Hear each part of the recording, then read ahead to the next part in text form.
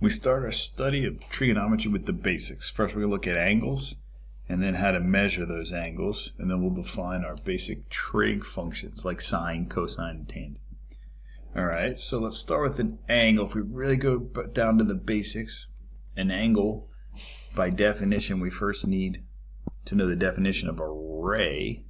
It's a directed line segment. You can think of it as like half a line. If that's a line, and I just end it at an end point, then I have a ray. Okay? The first point is called the end point. And if I put two rays together, then I have an angle. Or rather, this right here, the joining of the two rays, that's what your angle is called. Okay? And we can call this angle DEF. We'll get away from that notation here once we have triangles, but that's DEF, right? There's an order to it. Okay, it's the union of two rays having a common endpoint. The endpoint is called the vertex of the angle. Alright, in this class, or in any study of mathematics, we're going to use Greek letters often to name our angles. We use theta a lot. We got phi, alpha, beta, gamma. And those will pop up a lot. This is our most common one. And sometimes we'll use our alphabet letters. A, B, and C can be pretty common. Okay, so like back to this guy, this is D, E, F. That's kind of the geometry version. We could just give this guy like a name like alpha. Alright, basics. Let's see. So we got the measure of an angle is the amount of rotation from it. You call it, so you put it on the XY plane, and then you have one ray will always be like fixed here. That's called your initial side. And then picture like another ray sitting on top of that, and then you rotate it around, and that's your second ray, and we call that the terminal side. And then this right here is the angle. Terminal side. Most familiar unit of angle measurement is degree. All right, you've probably heard that before. Maybe you haven't heard rating. We're going to talk a lot about that, but everyone has a sense of what a degree is, or what 45 degrees is, or what 90 degrees is. 1 degree is 1/360th of a whole rotation, right? A 360 is a full rotation. An angle is in standard position, and this is usually what we'll be working with. The vertex is at the origin. Initial side extends along the positive x-axis, that is, initial side, always positive x, and then the other side is there as shown in that picture. If the angle is measured counterclockwise, it's going to be positive. Okay, so that's typically what we'll see. You have your x and y plane, you have your terminal side, which is fixed, and then you start rotating this way, and that's a positive angle. If you rotate this way, it'd be negative.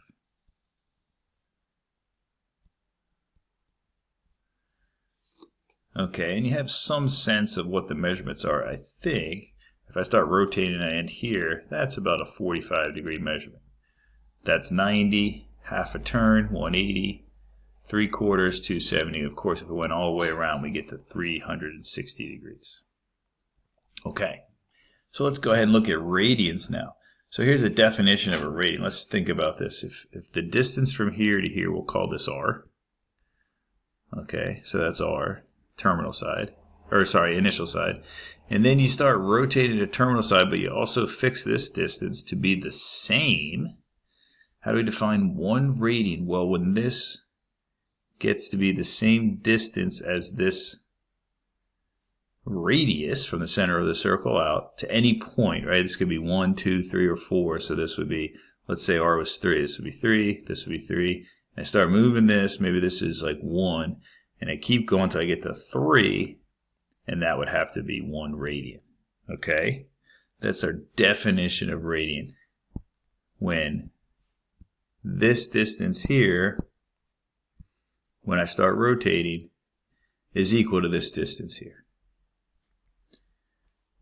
1 radian is measured of the central angle of the circle, central angle, this angle, use T here, that intercepts an arc equal in length to the radius of that circle. Central angle is an angle formed at the center of a circle by 2 radii, because the total circumference equals, do we know this one, 360 degrees, or 2 pi,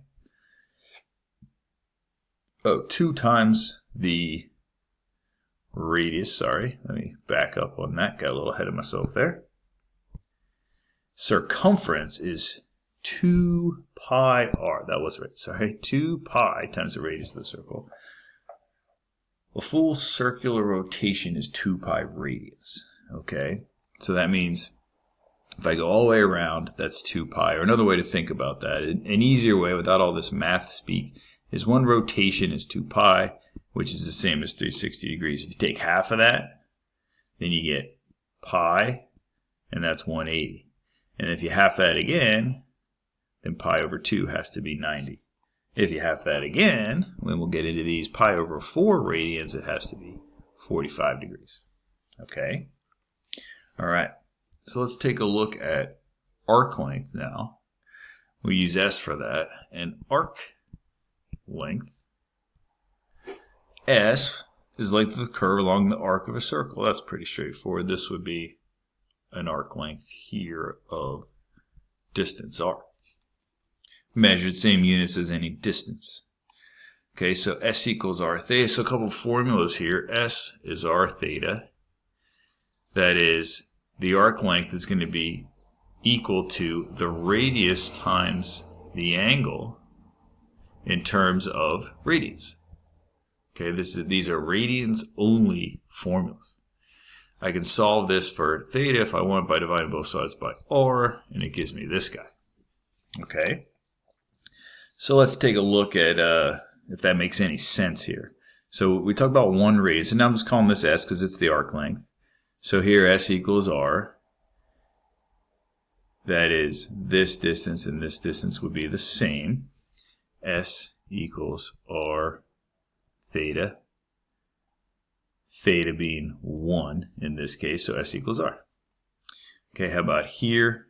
2r. Once you get to 2r, then what's going on here? Well, this has to be 2 radians, right? S, which is 2r, equals r theta, right? So that means this theta value has to be 2. Does that make sense? Hopefully that kind of explains this formula a little bit better. And then you can see here that if I go 1 radian, 2 radian, you can kind of eye up what a radian is. 1, 2, 3, 4, 5 would be here, and then 6 would be here, right? And then you might know this is, we already talked about how this is 2 pi 1 revolution, and that's about, you've probably seen that pi is about 3.14, so 2 of those, if that's 6, if you believe in that that's 6, that has to be a little more than 6 to get you all the way around, so that's about 6.282 pi. All right, so let's see. Well, what we'll do a lot now is go back and forth to help us understand radians, go back and forth between radians and angle measurements, right? So this is called the unit circle. We'll really dive into the unit circle later. Right now, we'll just use this for our converting. But if it makes sense, like 180 degrees is pi, and pi is about 3.14 radians. 360 is 2 pi. All right, so how can I get everything else? Well, you just kind of divide. Pi over 2, which we already did, that's 90. And if I take half of that, that's pi over 4. And if I count by pi over 4, is 1 pi over 4. 2 pi over 4 is pi over 2, right? 2 pi over 4. 3 pi over 4 would be here, so that's got to be 135. 4 pi over 4, I'm just counting by 45 degrees, or pi over 4, so this would be 4 pi over 4, which I don't need because I know that's pi. That would reduce to pi. So this is one way to think about radians. Eventually, we're just going to be able to think in radians. Okay, right now you might want to convert. You can say, well, 45, 90, 135, 180. I'm counting by 45 degrees. Now I'll do it by radians. Pi over 4, 2 pi over 4, 3 pi over 4, 4 pi over 4, which reduces to pi. So that means this has to be 5 pi over 4, 6 pi over 4, which reduces to 3 pi over 2, 7 pi over 4. Okay, so this is one way to do that. There's a conversion as well. If I want to do all of these, then the conversion, you might realize, can you come up with the formula for that? Like, how can I get, what formula says 90 degrees times what gives me pi over 2? Well, you need a pi in there, and then you might realize it's 180. Okay, which is, this is just a conversion factor. It's just multiplying by 1, because pi and 180 are the same thing. It's just taking you from one unit measurement to the other. Okay, so there's your conversion factor. From degrees to radians, pi over 180. From radians to degrees, let's say I wanted to take this number and convert it. 3 pi over 4. What's my conversion factor here? What's my formula? Well, it has to be something that gives me degrees, and it should be 135 degrees based on my picture here. So then that means the pi would have to be down here and the 180 would be up here. So it's the same conversion factor, just flipped upside down. Pi's go away. 3/4 of 180 is 135. Okay.